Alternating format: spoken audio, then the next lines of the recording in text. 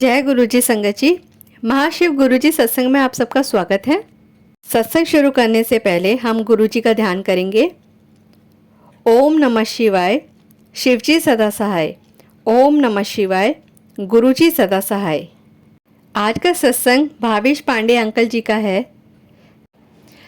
गुरु गोविंद दोहु खड़े, काके लागू पाए, गोविंद से गुरु बड़े, जो गोविंद दिखाए। इस पंक्तियों में कबीर सोच रहे हैं कि जब गुरु और भगवान दोनों उनके सामने खड़े हों तो उन्हें किसके चरण पहले छूने चाहिए। तब उन्हें ज्ञात होता है कि गुरु की कृपा के बिना कोई गोविंद यानी भगवान को नहीं पा सकता। हालांकि हमारी स्थिति में तो कोई भ्रम नहीं है, गुरु जी भगवान हैं। भावेश अंकल जी बताते हैं कि मैंने गुरुजी के बारे में सबसे पहले तब सुना जब मैं अपने मामा कर्नल सेवानिवृत्त S.K. जोशी के यहाँ गया। यह 1996 की बात है, जब मेरे अंदर का निराशवादी युवक मुझे पूरी तरह से गुरुजी में विश्वास नहीं करने दे रहा था। वह 1997 में अप्रैल का पहला हफ्ता था जब मुझे चंडीगढ़ में गुरुजी के पहले दर्शन हुए।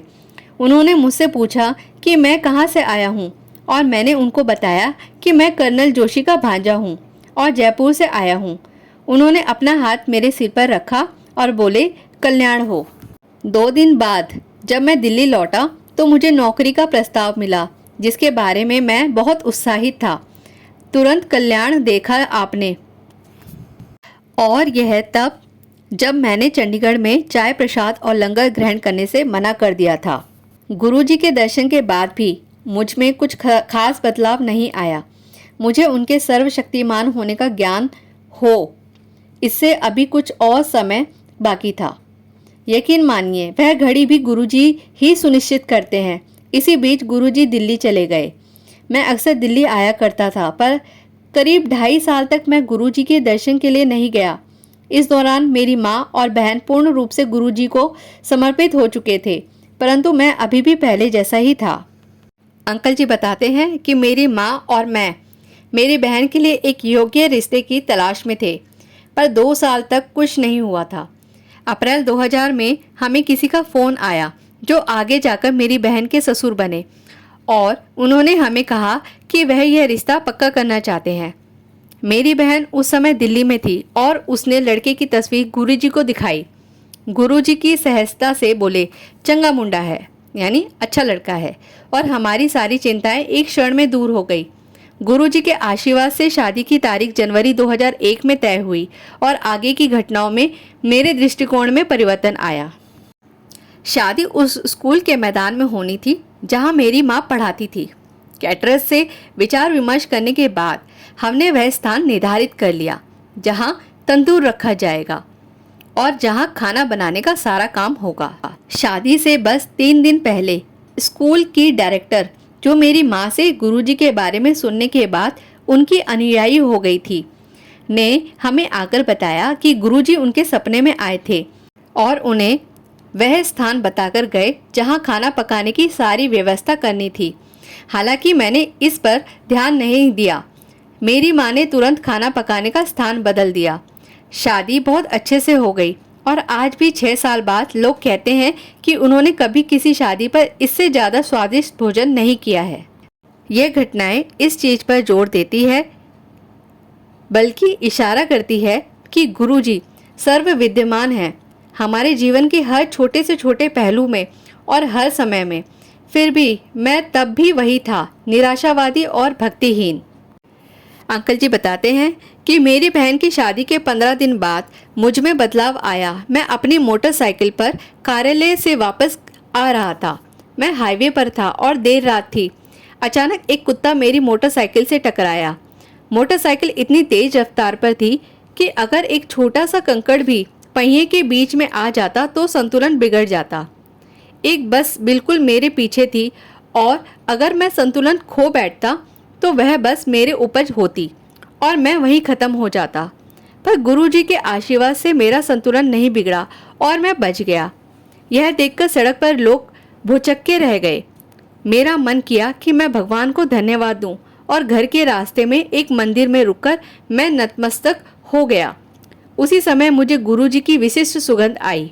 यह पहली बार था जब सब तर्क मुझे छोड़ गया, यानी निराशावाद, और मैं गुरुजी की मानसिक छवि को नतमस्तक हो गया। एक निराशावादी से एक अनुयायी होने तक का परिवर्तन एक क्षण में हो गया। अंकल जी आगे बताते हैं, जल्द ही मेरा तबादला रेवाड़ी यानी दिल्ली जयपुर हाईवे पर हो गया और अब मैं गुरुजी के दर्शन के लिए अक्सर आया करता था।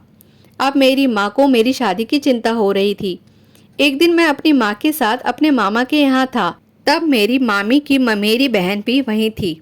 शाम को हम गुरुजी के दर्शन के लिए गए।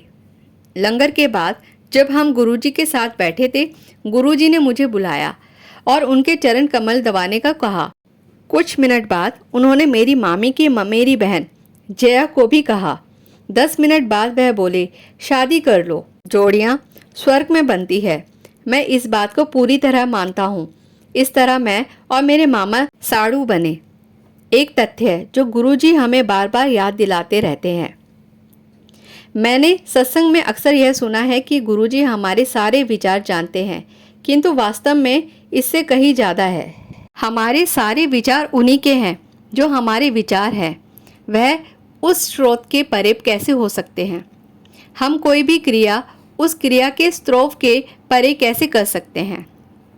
हमारा अस्तित्व पूरे ब्रह्मांड के सार से अलग कैसे हो सकता है? बहुत सरल है, हम हैं क्योंकि वह है। मुझे लगता है कि जिन चमत्कारों का श्रेय हम गुरुजी को देते हैं वह इसलिए कहलाते हैं क्योंकि वह नामुमकिन होते हैं। मैं गुरुजी के प्रति अपनी निष्ठा यही सोचकर बढ़ाता हूँ क्योंकि मैं यह मानता हूँ कि मैं जो कुछ भी हूँ और मेरे पास जो भी कुछ है वह गुरुजी की इच्छा है। गुरुजी के आशीर्वाद की पूर्ण गणना करना तो एक कभी न खत्म होने वाला अभ्यास है, क्योंकि हमारी स्मृति हमारे जन्म के समय के परे नहीं हो जा सकती है।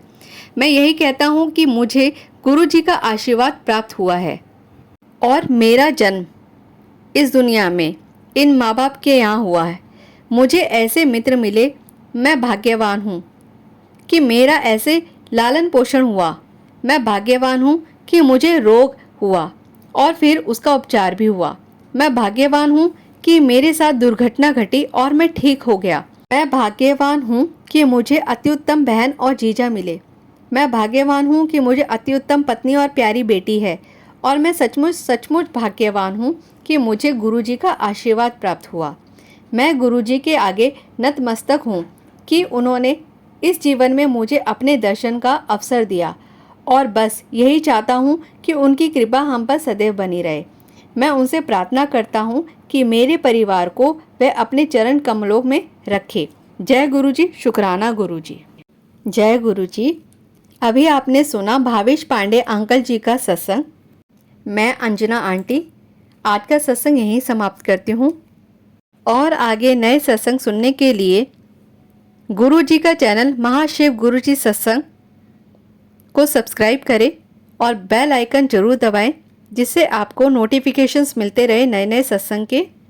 संगत जी, अपना सत्संग शेयर करने के लिए आप हमें डिस्क्रिप्शन में दी गई मेल आईडी पर शेयर कर सकते हैं। मैं अंजना आंटी आज का सत्संग यहीं समाप्त करती हूँ और मेरे से कोई भी गलती हुई हो तो गुरुजी मुझे क्षमा करे। सभी संगत नु जय गुरुजी, शुक्राना गुरुजी, अनंतम अनंतम शुक्राना गुरुजी। जय गुरुजी।